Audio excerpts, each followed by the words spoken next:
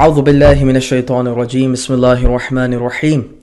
الحمد لله رب العالمين والصلاة والسلام على محمد وآله الطاهرين اما بعد۔ ناظرین محترم، امید ہے کہ آپ سب بخیر وعافیت سے ہوں گے۔ ابھی ہماری نظروں سے مفتی راشد محمود صاحب کا ایک کلپ گزرا ہے۔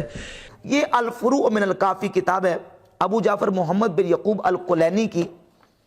اس کی جلد نمبر 5 کتاب المعیشہ کی پہلی روایت ہے، روایت کا نمبر ہے 8311۔ سیدنا امام جعفر صادق رضی اللہ عنہ کی بارگاہ اقدس میں کچھ صوفیہ آئے۔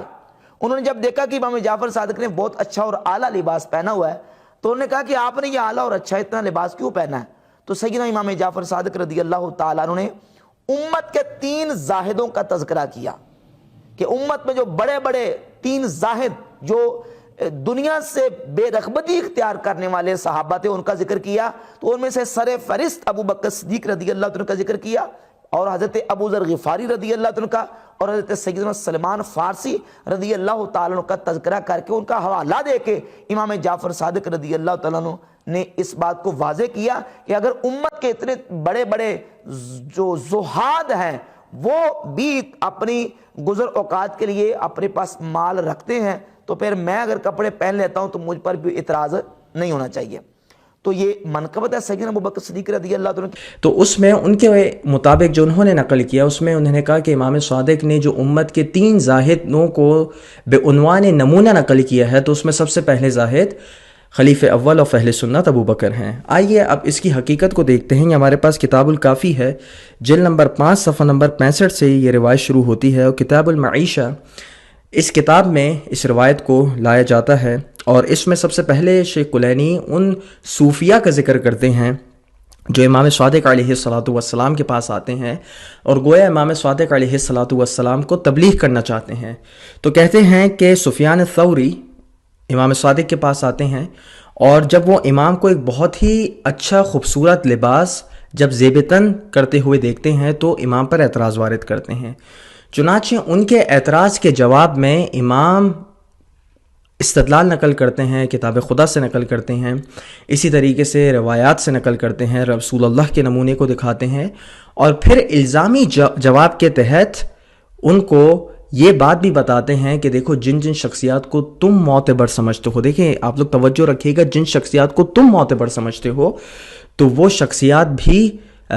اپنے مال کو رکھا کرتی تھی، اپنے مال کو استعمال کیا کرتی تھی، اور جب اپنے مال کو استعمال کرتی تھیں تو لازم بات ہے کہ جب ان پر اعتراض وارد نہیں کیا جا سکتا تو گویا مجھ پر اعتراض کس طریقے سے وارد کیا جا سکتا ہے۔ چنانچہ صفحہ نمبر 68 میں یہ روایت آتی ہے، اور صفحہ نمبر 68 اور بھی آگے چلیے، صفحہ نمبر 68 پہ جو یہ عبارت ہے جس سے انہوں نے استدلال کیا، اس میں امام کہتے ہیں فَهَذِهِ حَدِيثُ رَسُولِ اللَّهِ کہ یہ وہ تمام روایات ہیں جن کو نقل کیا گیا ہے، يُصَدِّقُهَا الْكِتَابُ جس کو کتاب خدا بھی جس کی تصدیق کرتی ہے۔ اور اس کے بعد آگے چلتے ہیں اور کہتے ہیں کہ دیکھو میں تمہیں مثال دیتا ہوں ابو بکر کی،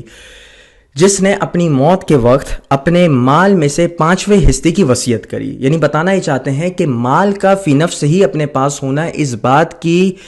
بات پر دلالت نہیں کرتا کہ جس کے پاس مال موجود ہو وہ زہد نہیں رکھتا، وہ تقوی نہیں رکھتا۔ تو سب سے پہلی دلیل ابو بکر کو بناتے ہیں۔ اب یہ عبارت کام کی ہے جس عبارت سے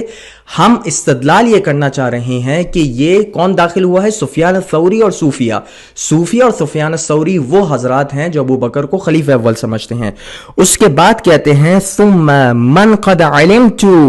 کہ پھر تم جس طریقے سے جانتے ہو کہ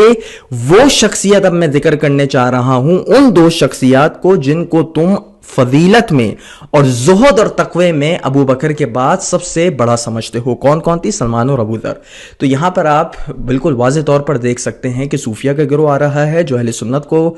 سے تعلق رکھنا ہے اور جو خلفائے ثلاثہ کی خلافت کو قبول کرتا ہے۔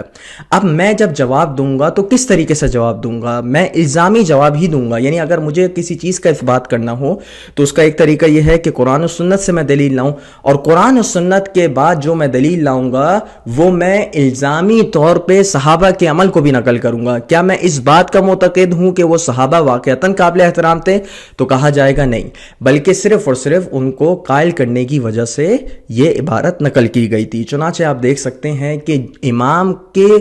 عقیدے کو جو بیان کیا جا رہا ہے وہ امام کا عقیدہ نہیں تھا ناظرین، وہ ان صوفیہ کا عقیدہ تھا، اور ان صوفیوں کو الزامی جواب دیتے ہوئے امام نے ابو بکر کا پہلے نام لیا ہے اور پھر حضرت سلمان و بوذہ رضی اللہ عنہما ان کا تذکرہ کیا ہے۔ تو ناظرین یہ ان کا اپنا عقیدہ نہیں تھا، بلکہ یہ سفیان الثوری اور ان جیسے لوگوں اور ان جیسے صوفیہ کا عقیدہ تھا جن کو الزامی طور پہ امام نے جواب دیا ہے۔ یاد رکھیے گا جب الزامی طور پہ جواب دیا جاتا ہے تو اس میں یہ بات ملحوظ خاطر نہیں ہوتی کہ میرا بھی اعتقاد اور ایمان یہی ہے۔ مثال کے طور پہ اگر آپ کسی عیسائی سے بات کریں گے تو آپ الزاماً بائبل سے جواب دیں گے، کسی یہودی سے بات کریں گے تو الزاماً توریت سے جواب دیں گے، کسی ہندو سے بات کریں گے تو الزاماً بھگوت گیتا سے جواب دیں گے۔ چنانچہ یہ تمام کتابوں پر آپ کا ایمان اور ایقان نہیں ہے، بلکہ فقط مخالف کو اور مد مقابل کو قائل کرنے کے لیے آپ الزامی جواب سے کام لیتے ہیں۔ انشاءاللہ آپ کے اس جواب کو